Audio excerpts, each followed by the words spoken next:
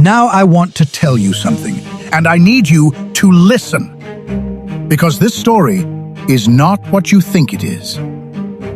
I read a book by a man named Philip Fisher called Common Stocks and Uncommon Profits, first published in 1958.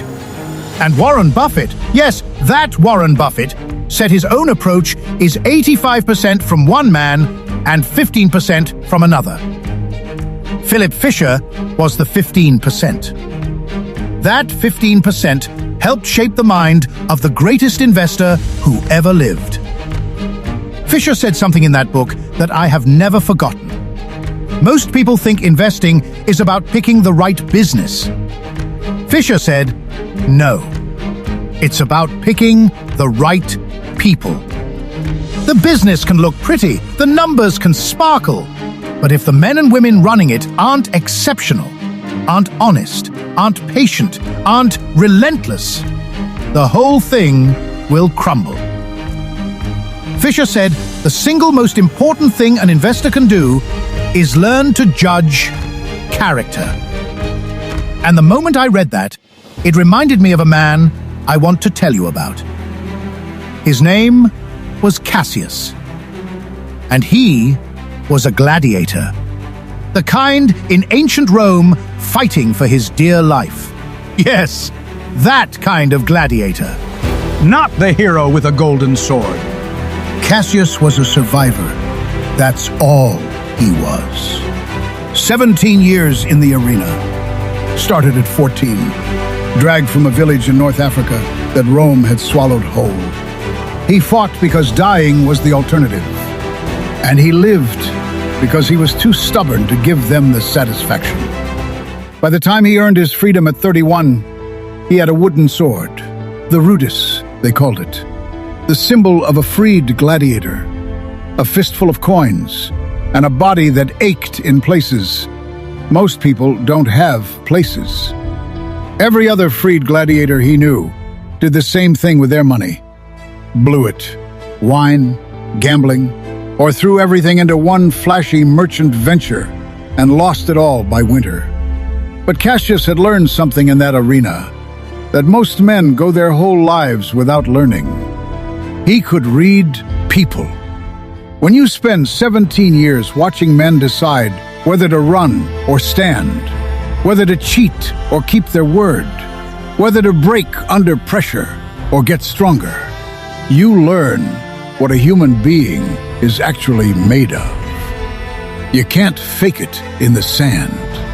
The arena strips everything away. And that, right there, is where this story really begins. Now here's the strange thing Cassius did with his freedom money.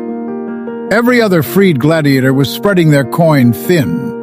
A little bit here, a little bit there. A stake in this venture, a share of that one. Don't put all your eggs in one basket, they'd say, and they felt so clever saying it. Cassius did the opposite. He picked two people.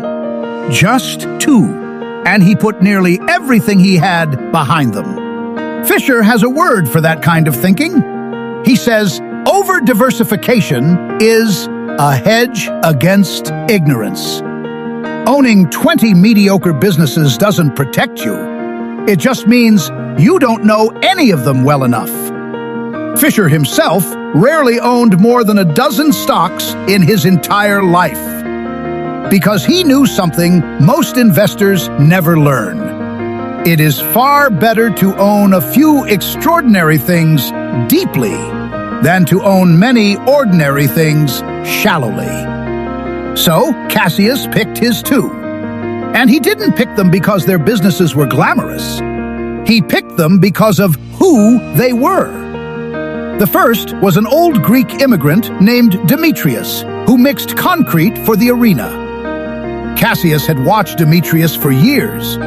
He noticed that when a batch came out wrong, Demetrius paid out of his own pocket to redo it, even when nobody would have caught the mistake. He noticed Demetrius training 3 apprentices at once, teaching them everything he knew, even though a lesser man would have kept his secrets to protect his position. And he noticed that when Demetrius made a profit, he didn't buy a bigger house or nicer sandals. He bought better stone, better tools, more training for his men. Fisher would have smiled at that, because Fisher said one of the most important things to look for in a company is a management that reinvests. Don't trust the boss who pulls every coin of profit into his own pocket as a dividend. Trust the one who plows it back into the business, into people, into equipment, into the future. That's the compounding engine. That's where real wealth comes from. The second person was a woman named Lucia, who made rope. Not glamorous, not exciting, but Lucia's rope held the animal cages in the Colosseum, and if that rope snaps, people die.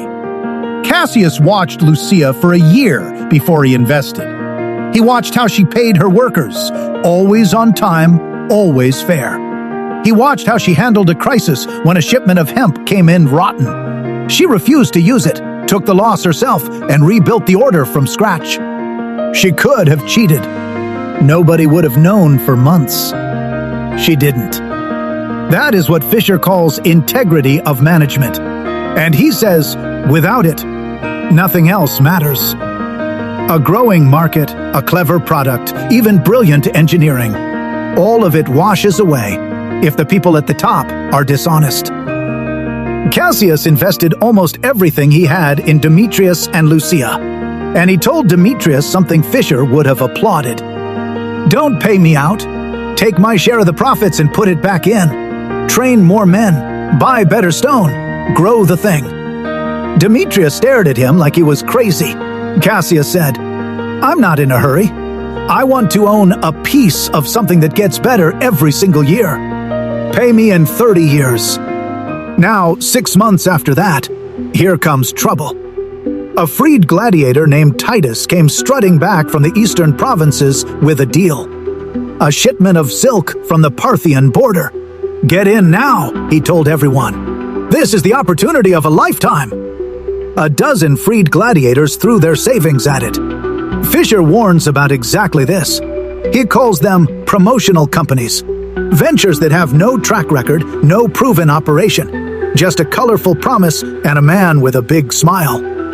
Fisher says no matter how appealing they look, the investors should never buy in. Because without 2 or 3 years of real commercial operation, all you're buying is a blueprint and a dream. And dreams don't pay rent. Cassius said no. His old arena brothers called him a coward. They called him boring. 3 months later, the silk shipment was seized at the border. Total loss. Titus disappeared.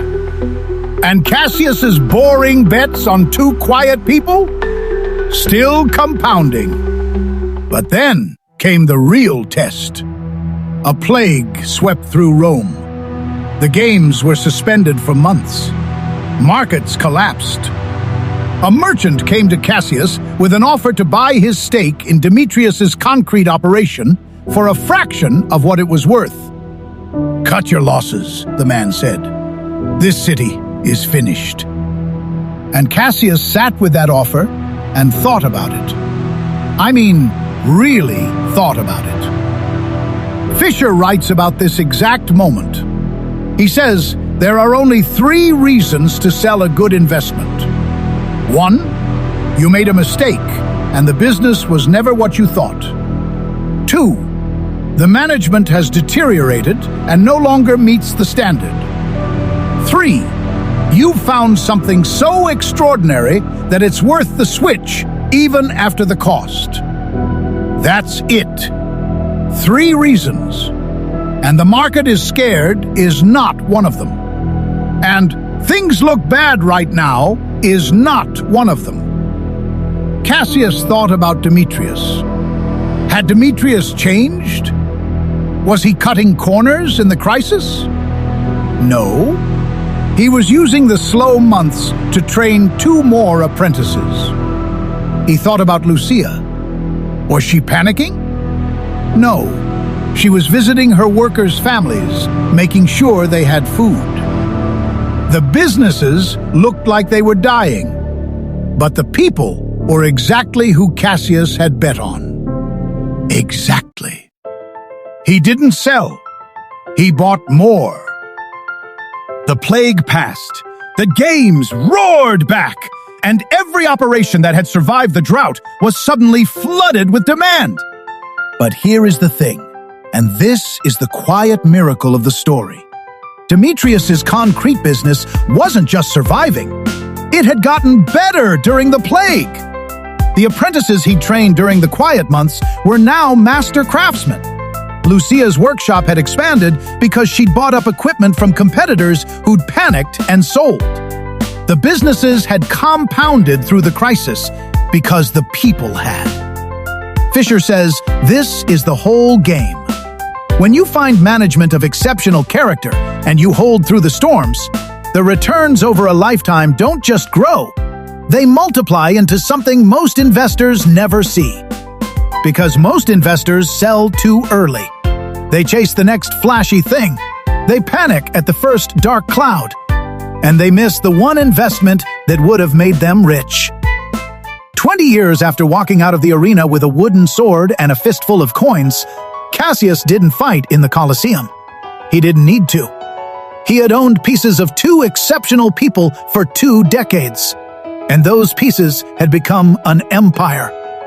Not because he was lucky, because he judged character right. And then he held on. Demetrius's son, trained by his father, now ran a concrete operation that supplied half of Rome. Lucia's apprentices had apprentices of their own. The depth of those operations, the generations of skill built into them, was worth more than any single year's profit ever could be. Now let me ask you something, and I want you to really sit with this one. When you look at the people in your life, your boss, your business partners, the folks you trust with your money, are you judging them by the flash or by the character? Because Philip Fisher said, the whole game of investing comes down to one question. Is this person the one running this business? The kind of human being you would bet 20 years of your life on. Most people never ask it. They look at the numbers, they look at the pitch, they look at the smile, and they miss the thing that matters. Fisher's book, Common Stocks and Uncommon Profits, is not a book about stocks. Not really. It's a book about how to read people, and then how to hold on to the good ones for dear life. If you haven't read it, you should. Fisher's own son said it took him 15 years to really understand it. But once it clicks, it never lets go. If this story stuck with you, and I have a feeling it did, hit that like button. Subscribe if you haven't. Come back, because I've always got another story. And pick up that book. Read it slow. Because the arena is loud. The crowd wants blood. But the real fortune, the one that lasts, belongs to the man who learned to read character. And then had the courage to bet on it. Until next time, watch the people, not the noise.